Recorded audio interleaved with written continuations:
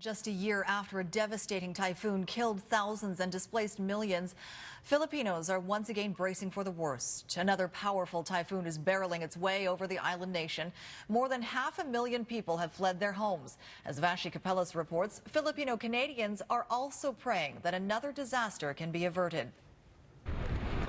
Typhoon Hagupit pounding the east coast of Samar Island Saturday night. Lashing rain toppled trees, ripped off roofs, plunging the town of Dolores into darkness.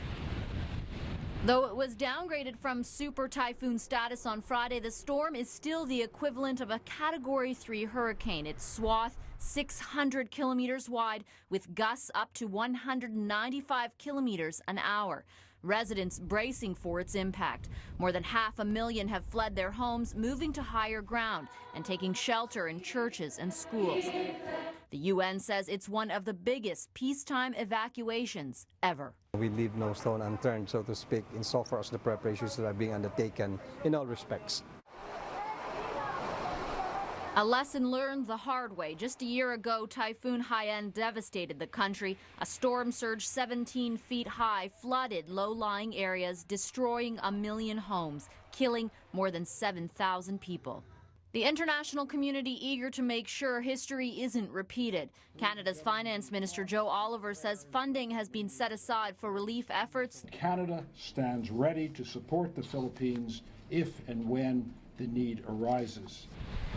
Canadians with relatives in the typhoon's path are watching the situation closely. In Vancouver this morning, a prayer service. In Edmonton, Erlinda Tan is glued to online updates. Her family lives along the route of the storm. She lost contact with them for 4 days during last year's typhoon and is worried the same could happen this time. Now, as we speak, I still have communication with them. They're complaining that the wind is very strong, but they're okay. All eyes on where the typhoon heads next. If the storm stays on course, it's headed just north of Tacloban, hardest hit by last year's typhoon. It could land in Manila on Monday. Millions of people in its path there. Vashi Capelas, Global News, Ottawa.